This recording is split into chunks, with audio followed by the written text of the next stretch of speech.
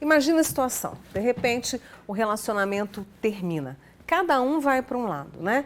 E aí vem a possibilidade, óbvio, de recomeçar, conhecer uma nova pessoa. Pode parecer até um caminho simples da vida, né? Mas para alguns vem o desânimo, eu diria uma certa preguiça. Eu estou recebendo aqui hoje a psicóloga Daiane Spirandelli, que vai conversar conosco a respeito disso. E claro que você participa também lá no nosso canal do YouTube, mande seu comentário e também pelo nosso WhatsApp 99897.000. Daiane, mais uma vez, obrigada por ter vindo, viu? Eu que agradeço o convite, Mônica. Esse medo, essa preguiça, esse desânimo, isso é mais comum do que a gente imagina? Sim, é mais comum do que nós imaginamos. E diversos são os fatores para que cause isso na pessoa. O mais importante é a pessoa olhar e entender o que está acontecendo dentro dela, qual que é a emoção que está regendo isso. Por quê? Na grande maioria das vezes, a gente vai se deparar com um medo. Um medo de, será que eu vou fracassar de novo? Será que vai dar certo? Será que eu vou ser traído? Será que vai acabar? Será que eu vou conseguir?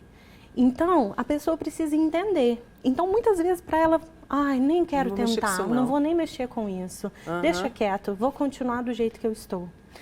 Entendi. Então, o primeiro passo é reconhecer essa emoção. O que que me causa? Exatamente. O que está acontecendo? O que está me paralisando, vamos dizer? O medo, é importante a gente entender que o medo ele tem duas vertentes, né? A vertente da proteção, que é uma vertente extremamente saudável. As pessoas têm a ideia de que o medo é uma emoção negativa, mas o medo é uma emoção muito positiva, principalmente quando ele me causa essa questão, me traz essa noção de proteção. E em alguns momentos, o medo também tem a vertente da paralisação. Será que eu não estou querendo me relacionar porque eu já estou com um medo que está me paralisando? Será que vai dar certo? Será que vou ser abandonado? Será que eu vou sentir o que eu senti da última vez? Porque nós, seres humanos, nós temos a tendência de evitar situações, principalmente se elas nos causam dor, sofrimento, algum tipo de conflito. Então, a nossa tendência é resistir a isso.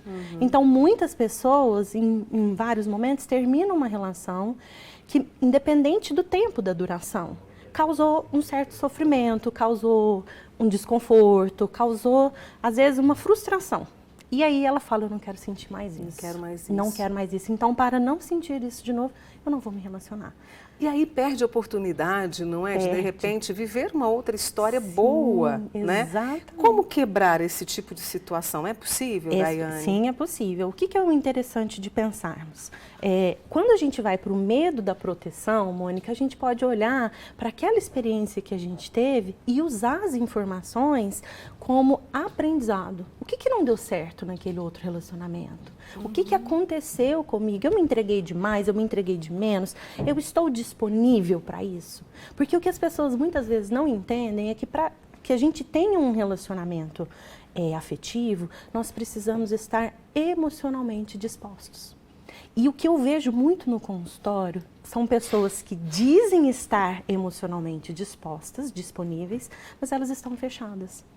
E aí, a gente só se casa, só se relaciona com uma pessoa por vez. Então, muitas pessoas chegam, às vezes, no consultório com essa vontade de ter um companheiro, uma companheira, mas elas estão emocionalmente casadas, compromissadas com alguma outra coisa. Pode ser com a família de origem, pode ser com um ex-parceiro que eu finalizei e eu não consegui fazer a ruptura emocional. Fechar esse ciclo. Exatamente, porque existe a diferença da ruptura física e da ruptura emocional. Eu posso fazer a ruptura física, a gente finaliza essa relação, mas emocionalmente eu ainda fico preso. E aí eu faço diversas comparações, eu fico pensando, mas e se fosse com fulano, e se fosse aquela pessoa? Porque no relacionamento antigo era assim, porque é assado. E aí eu não fecho isso, e eu fico emocionalmente vinculado a um relacionamento anterior. Posso ficar emocionalmente vinculado ao meu trabalho. E aí, a prioridade da minha vida é trabalhar, é dedicar a minha carreira. Posso ficar emocionalmente casado com um filho, com algum tipo de vício, e por aí vai. Então, a gente precisa entender como que eu estou. Será que eu estou realmente emocionalmente disposto e disponível para um relacionamento? Isso exige um esforço? e um desprendimento para se enxergar, não é? Sim, sim. A pessoa, ela precisa entender que ela quer e ela precisa também se dar a permissão para esse relacionamento, para poder viver. Porque nós somos seres que, de acordo com a nossa criação, com a nossa história, nós vamos tendo permissão para algumas áreas e para outras nem tanto. Tem gente que tem permissão para ter sucesso na carreira, tem gente que não tem. Tem gente que tem permissão para poder ter um bom relacionamento, ter um relacionamento saudável. Porque às vezes eu posso ter um relacionamento, mas eu não tenho permissão para ter um relacionamento saudável. Porque quando eu paro para olhar para o meu sistema de origem, para as relações que são modelo, dos meus pais, dos meus avós, dos meus tios, aquilo ali tem um impacto e uma interferência direta na minha construção enquanto casal.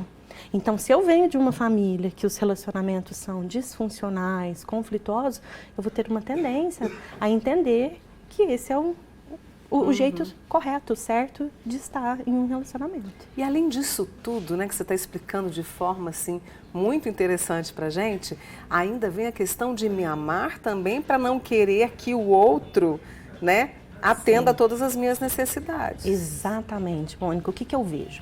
Nós viemos de uma cultura que nos estimula a que entendamos que somos metade, que precisamos encontrar a nossa metade da laranja, a tampa da minha panela, como se não fôssemos inteiros. E as pessoas, muitas vezes, elas entram na relação dessa forma, buscando aquilo que falta nelas, como se o outro tivesse a obrigação de completar aquilo que eu ainda não desenvolvi em mim.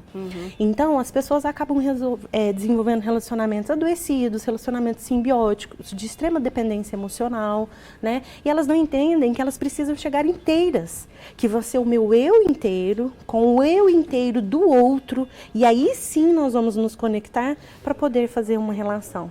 Geralmente a gente vem pensando, eu vou entrar só com 50% e o outro com 50%. Eu preciso entregar 100%, porque eu sou uma pessoa integral.